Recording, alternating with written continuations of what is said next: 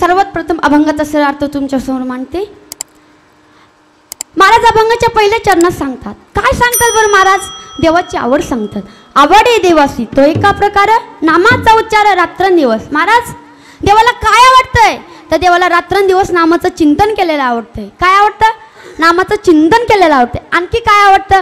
तुळशी माळ गळा गोपी चंदन टिळा हृदयी कळवळा वैष्णवांचा. काय गोपीचंदन म्हणजे ज्यांच्या कपाळावरती गोपीचंदन आहे, तुळशीची माळ आहे आणि ज्यांच्या हृदयामध्ये संताविषयी कळवळा, ही देवाची आवड आहे. आणखी काय आवडतं देवाला? तर ऐका. आषाढी कार्तिकी पंढरीची वारी साधन निर्धारी अन नाही. बघा ज्यांच्या जीवनामध्ये आषाढीची वारी आहे, पंढरीची वारी आहे, बघा ज्यांच्या गळ्यामध्ये सुंदर पवित्र तुळशीची माळ आहे. इथं कोणाकोणाच्या गळ्यात पवित्र तुळशीची माळ आहे बरं? वरती हात करा. कोणाच्या? कोणाकोणाच्या? बरं तुळशीची माळ कोणाला आवडते? सोनं कोणाला आवडतं? कोणाला सोनं पण आवडतं तुळशीची माळ. ज्यांना तुळशीची माळ आवडते त्यांनी वरती हात करा. एवढेल नाच. बरं सोनं कोणाला आवडतं? आता कोणाला आवडतं? करा ना वरती जात. आवडत नाही सोनं? जाऊन द्या. तू सोनं द्या माझ्यापाशी मग तुम्हाला आवडत नसलं तर. विठ्ठल विठ्ठल. सुंदर पवित्र तुळशीची माळ आहे, भाळावरती चंदनाचा टिळा आहे आणि मनामध्ये संताविषयी कळवळ आहे आणि सतत हृदयामध्ये भगवान परमात्म्याचं नामस्मरण आहे. या गोष्टी ज्या मनुष्याच्या जीवनात आहे ना, तो या जगामध्ये वंदनीय सर्वश्रेष्ठ आहे बरं का ताई. काय आहे? सर्वात श्रेष्ठ आहे आणि तो देवाचा आवडता भक्त आहे बरं का. म्हणून तर महाराज म्हणतात ना, एका जनार्दनी ऐसा ज्याचा नेम तो देवा परम पूज्य जगी. काय तुळशीची माळ घालणं, भाळावरती चंदनाचा टिळा, मनामध्ये संताविषयी कळवळा, या गोष्टी ज्या मनुष्याच्या जीवनात आहे, ज्या व्यक्तीच्या जीवनात आहे ना, तो या जगामध्ये आवडता देवाचा आवडता भक्त आहे. पहा महाराज म्हणतात ना, एका जनार्दनी ऐसा ज्याचा नेम तो देवा परम पूज्य जगी. विठ्ठल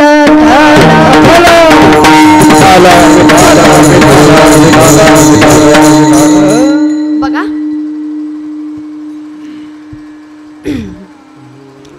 माझ्या बुद्धीप्रमाणे अभंगाचा सरळ अर्थ तुमच्या समोर मांडण्याचा प्रयत्न केलाय. आता झाला अभंगाचा सरळ अर्थ. आता तुम्ही झोपले तरी चालताल. विठ्ठल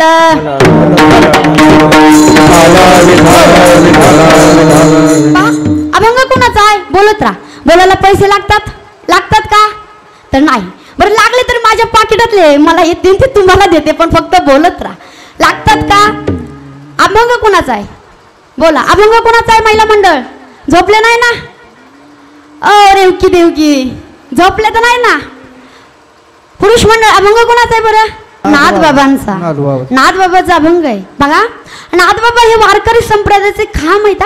जसं दोन तीन इमाजीला तिला आधार, तिला दिलेला भक्कम, ते इमारत कोसळू नाही म्हणून, डगमळू नाही म्हणून, तिला तडा पडू नाही म्हणून तिला दिलेला आधार, तिला दिलेले खांब. आता बघा हे सभा मंडप आहे, हे कशा उभा आहे बरं?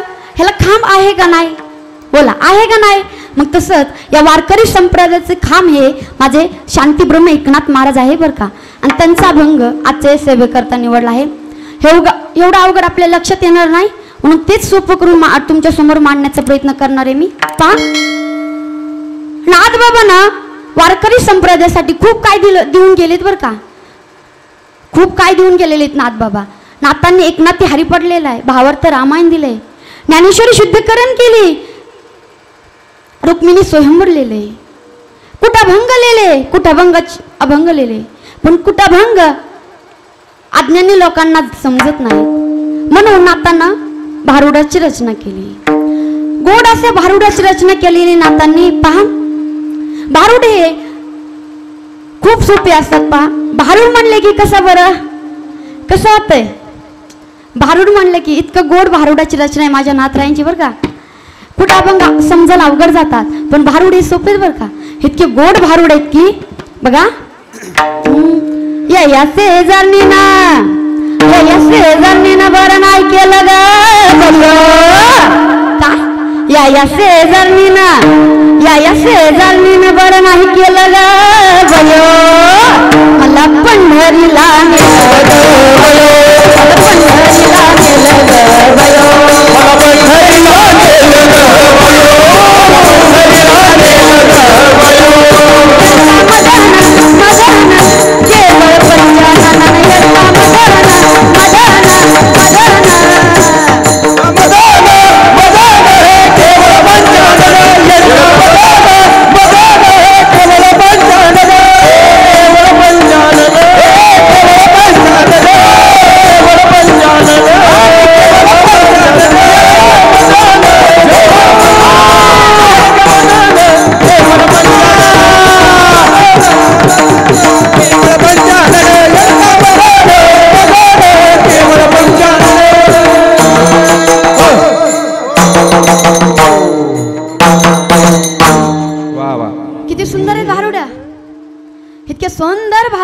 रचना केलेली माझ्या नातराईनं. असे एक दोनच नाहीत बरं, अनेक भारुडे आहेत बरं नातराईंचे. ग बाई तुला, अग बाई तुला, अग बाई तुला गुरगुंडा होईल ग, बाई तुला गुरगुंडा होईल ग, बाई तुला गुरगुंडा होईल ग, बाई तुला गुरगुंडा होईल ग, बाई तुला गुरगुंडा होईल ग, बाई तुला गुरगुंडा होईल ग.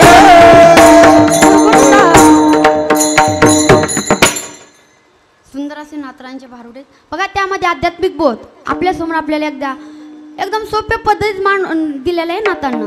खूप सुंदर भारुड आहेत नातरांचे. पहा अगदी सोप्या पद्धतीत मांडण्याचा प्रयत्न आहे नातरांचे. पहा माझ्या नातरांच्या जीवनात त्रिवेणी संगम पाहायला मिळतो. किती तसंच आपल्या शांतीब्रह्म तुकाराम बाबांच्या देखील जीवनात आपल्याला त्रिवेणी संगम मिळलाय बरं का. बाबा खूप शांत होते, शांत पण होत्या, श्रीमंत पण होते आणि संत पण होते माझे बाबा. हे पण विठ्ठल विठ्ठल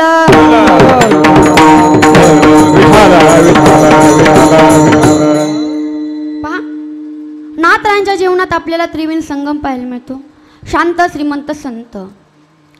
किती शांत होते माझे नातराय. तर ऐका 108 वेळेस येऊन अंगावर थुंकला तरी देखील माझ्या नातरायांना राग आला नाही बरं का. काय येऊन अंगावर थुंकला, प्रसाद देऊन मुक्त केला. काय 108 वेळेस, अहो 10 वेळेस नाही. आपल्याला जर सहज कुणाची चुकून लात लागली तर आपण काय काय बोलून जातो विचार करा. पण माझ्या नातरायांच्या 108 वेळेस येऊन अंगावर थुंकला तरी देखील माझ्या नातरायांना राग आला नाही बघा. हेच ह्यातून बी कळलं नसेल तर एक उदाहरण सांगते ऐका. गरिबी ही कधीतरी माणसाला लाचार बनवते बरं का. पण गरिबी आली म्हणून कधीच चुकीच्या मार्गाला, वाईट मार्गाला जायचं नाही बरं का. का तर ऐका एक पैठणमधल्या गरीब ब्राह्मणाला त्याच्या मुलीच्या लग्नाकरिता पैसे नव्हते म्हणून तो पैठणमधल्या श्रीमंत ब्राह्मणाकडे पैसे मागण्यासाठी गेला, आणण्यासाठी गेला. ते म्हणजेच माझ्या नातराईंना त्रास देणार होते बरं का महाराज. नातराईंना त्रास देणार होते. गेले तो व्यक्ती त्या ब्राह्मणाकडे गेला आणि त्यानं हात पसरला. तो म्हणू लागला माझ्या मुलीच्या लग्नासाठी पैसे द्या. तेव्हा ते ब्राह्मण काय म्हणाले ताई का, ते म्हणे आम्ही तुम्हाला पैसे देऊ पण त्याआधी आमची एक अट मान्य करावी लागेल. काय एक अट मान्य करायला लागली बरं का. तेव्हा आता पैशाच्या लोभाने, पैसे नाहीत म्हणून गरिबी परिस्थिती म्हणून ती अट मान्य करण्यात तो पण व्यक्ती तयार झाला. व्यक्ती तयार झाला. तेव्हा अट सांगितली की पैठणमधल्या शांतीब्रह्म एकनाथ महाराज असे आहे. एकनाथ महाराज नावाचे एक महान संत राहतात. त्यांना रागच येत नाही. तुम्ही फक्त त्यांना राग आणून द्या, मी तुम्हाला हवे तेवढे अपेक्षापेक्षा जास्त धन देतो. पहा परिस्थिती खूप बिकट होती त्याची. परिस्थितीच्या कारणामुळं तो नातराईंना राग आणून देण्यासाठी नातराईंच्या वाड्याकडे गेला बरं का. वाड्याकडे गेला, वाड्यात शिरला, पायात जोडे घालून वाड्यात शिरला. पहा पायात जोडे घालून वाड्यात शिरला. पण ऐका ना, अनवळखी व्यक्तीच्या घरी जाण्या अगोदर घर मालकाला आवाज दिला पाहिजे आवाज बरं का. हा नातराईनं न आवाज देता नातराईंच्या घरात शिरला. पहा पूर्वी घरावरती अतिथी देवो भव असं असायचं. पण त्यानंतर आता काय दिसू लागलं, सुस्वागतम दिसू लागलं. पण आता सुस्वागतम तर दिसत नाही. काय दिसतंय त्या वेलकम दिसतंय. वेलकमची जागा महाराज ताई, वेलकमची जागा कोणी घेतली आता, कोणी तर कुत्र्यापासून सावध. आता बघा नेमकं आम्ही ती बोर्ड वाचून काय समजायचं बरं, घरात कुत्रे आहेत का माणसं म्हणून. विठ्ठल विठ्ठल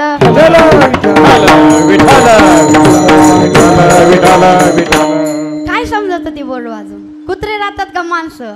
पण बघा असो काळानुसार सृष्टीचा बदल होत गेलाय. पण बघा ना खूप सृष्टी बदलली, कलियुग बदलले बरं का.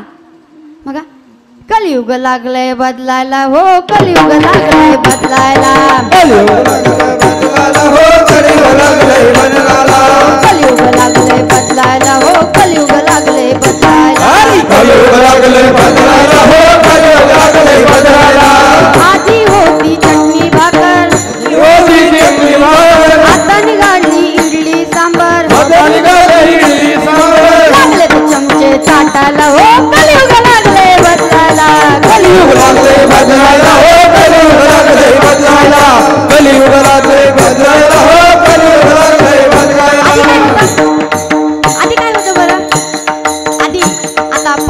आपल्याला माहित असं चटणी भाकर शिवाय दुसरं मिळत होतं का? काय मिळत होतं? आजोबा मिळत होतं का पहिलं तुमच्या काळात चटणी भाकर शिवाय दुसरं काय? तर नव्हतं. पण आता काय काय निघालंय? काय काय? इडली सांबर. पहिलं हातानंच जेवण करायचंय, पण आता काय चमचे निघाले. काय लागले ते चमचे लागले तर चमचे चाटायला. हो लागले तर चमचे चाटायला. कलियुग लागले बदलायला, कलियुग लागले बदलायला, कलियुग लागले बदलायला, कलियुग लागले बदलायला. आधी होतं निरुधोतर, आधी होतं निरुधोतर, आधी होतं निरुधोतर, आधी होतं निरुधोतर. आता निघाल्या जीन्स पॅन्ट. कलियुग लागले बदलायला. कलियुग लागले बदलायला, कलियुग लागले बदलायला, कलियुग लागले बदलायला, कलियुग लागले बदलायला. आधी काय होतं? पहिलं महाराज लोक काय घालायचे बरं? धोतर निरू. पण आता काय निघालंय? महिला मंडळ झोपले तर नाही ना? काय निघाले आता? बोला काय? Jeans pant. पण कुठं खूप तराचे निघाले बरं का? कुठं गुडघ्यावर फाटलेली, कुठं मांडीवर फाटलेली, खूप तरा निघाल्या त्या जीन्स पॅन्ट मध्ये. बघा खूप तरा आहे. पण पहिलं काय होतं तर निरू धोतर घालायचंय. म्हणून तर म्हणतात ना कलियुग लागलंय बदलायला. हो कलियुग लागलंय बदलायला. कलियुग लागले बदलायला, कलियुग लागले बदलायला, कलियुग लागले बदलायला, कलियुग लागले बदलायला, कलियुग लागले बदलायला, कलियुग लागले बदलायला.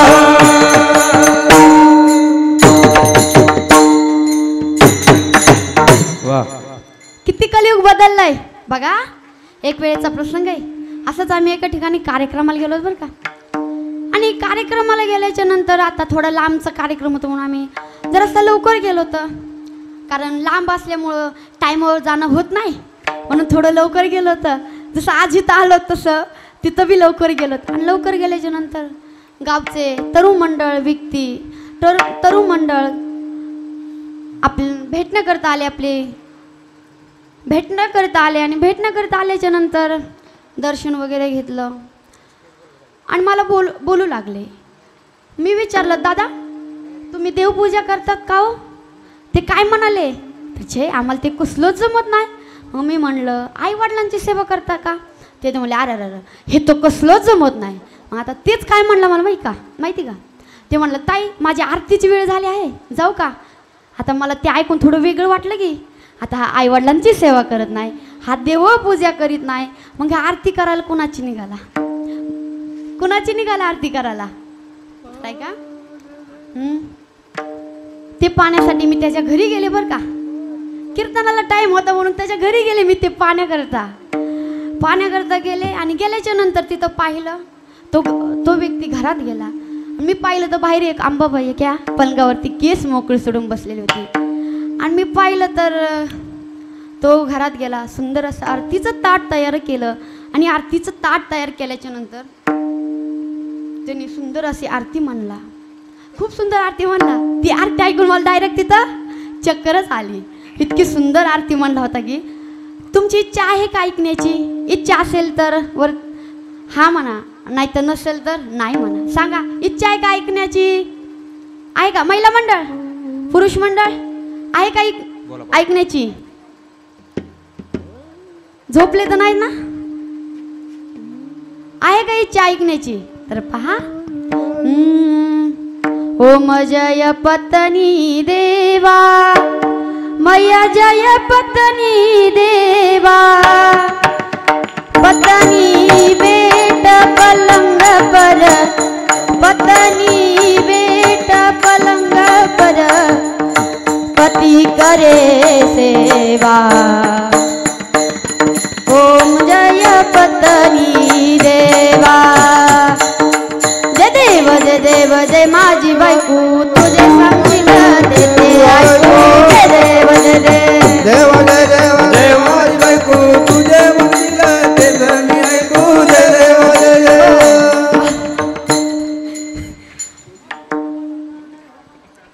विठ्ठला विठ्ठला.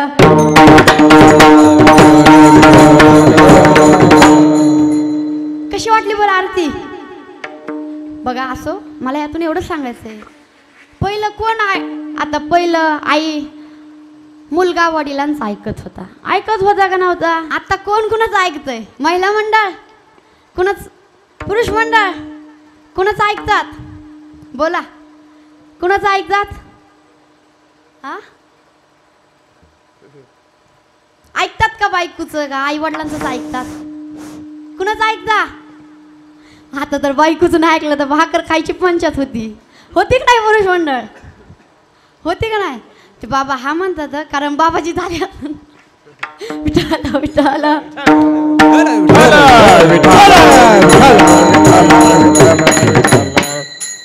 ऐका, बायकोचं नाही ऐकलं तर आता भाकरीची सुद्धा पंचायत होती. पण असं मला यातून एवढं सांगायचं आहे की काळानुसार सृष्टीचा बदल होत चाललाय. तसाच तो नाथरायांच्या घरी आलेला व्यक्ती नाथरायांच्या घरात शिरला. नाथरायांना आवाज न देता नाथरायची देवपूजा सुरू होती बरं का. नाथरायांचा देवाला देवाच्या मूर्तीनं गच्च भरलेला होता. देवाला फूल फळे बुक्का अक्षदा गंध दिवा दीप दिवा सर्व देवाला अर्पण केलेलं होतं. दीप दिव्यानं वातावरण उजळून गेलं होतं. नाथरायांच्या भगवंताचं स्वरूपाचं वर्णन करणारे नाथरायांच्या मुखातून अभंग बाहेर पडत होते. गोडासी नाथरायांची भक्ती चालू होती. गोडासी नाथराय भगवंताचं वर्णन करणारे अभंग म्हणत होते. पहा, सुंदर असं वर्णन करणारे अभंग म्हणत होते. पण तेवढ्यात नाथरायांच्या समोर एक लवण भरकलेली एका व्यक्तीची मूर्ती समोर आली. नाथरायन त्या व्यक्तीकडे पाहताच नाथरायांना कळलं की नक्कीच याला आपला कोणीतरी छळ करण्यासाठी पाठविला आहे. तेव्हा नाथरायांना कळताच नाथरायनं ज्या देवाची 5 तास पूजा केली ना, ऐका, ज्या देवाची 5 तास पूजा केली ना, त्याचं एक क्षणाचाही विलंब न करता ते देव पाटावरचे बाजूला सारले आणि त्या आलेल्या अतिथीला तो पाट बसायला दिला. पहा, का बरं दिला? ऐका, व्यक्ती म्हणतो नाथराय, मी तुमच्या घरात देवघरात पायात जोडे घालून आलो तरी तुम्हाला राग आला नाही आणि तुम्ही ज्या देवाची 5 तास पूजा केली त्या देवाला बाजूला सारले आणि माझ्यासारख्याला पाठ बसायला दिलाय.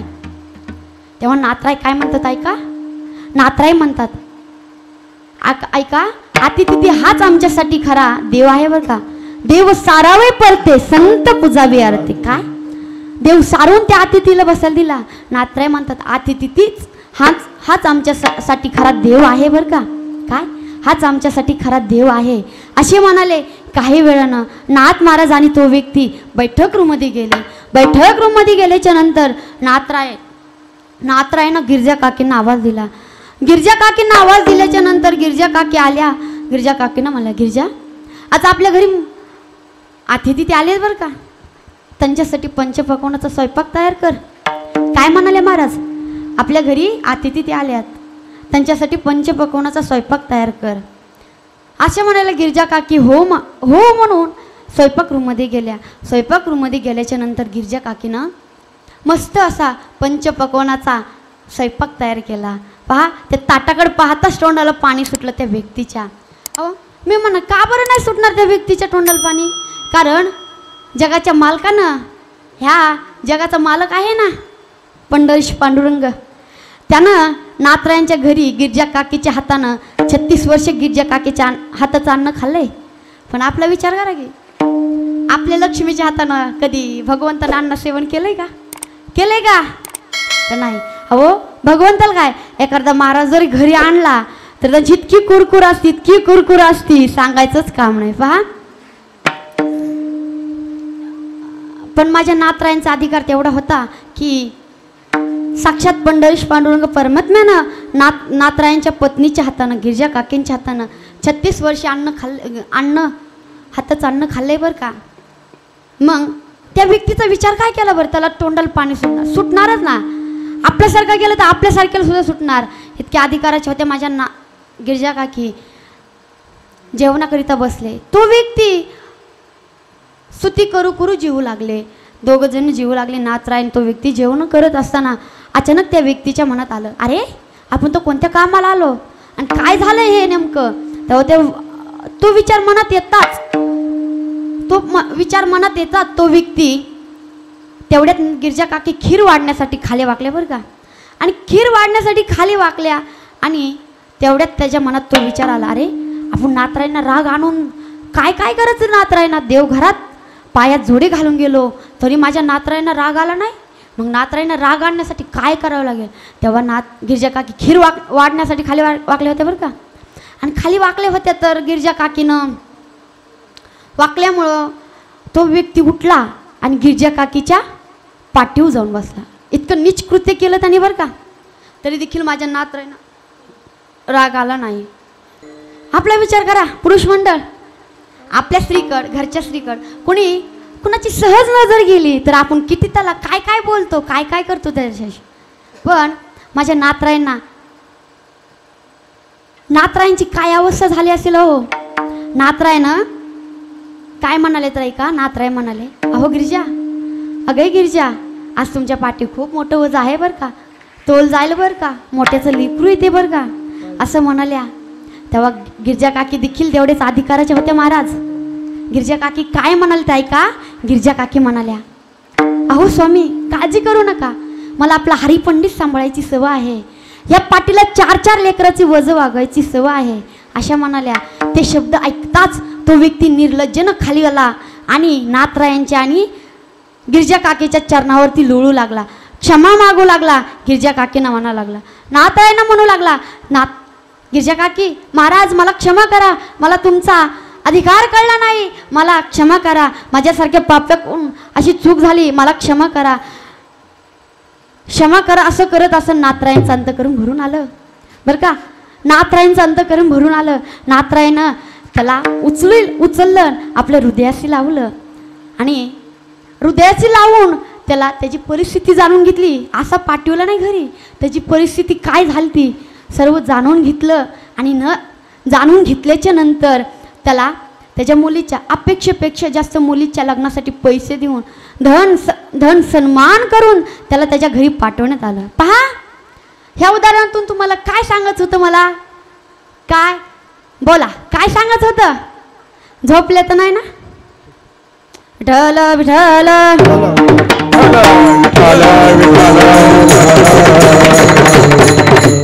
काय सांगायचं होतं? तर नातरायांची शांतता आली ना सर्वांच्या लक्षात. किती शांत होते. अहो, स्वतःच्या पत्नीच्या पाठीवर एखादा परका व्यक्ती बसतोय तरी माझ्या नातरायांना राग आला नाही. किती मग महान शांतता होती माझ्या नातरायांची बरं का. आता शांतता सर्वांच्या लक्षात आलीच असेल.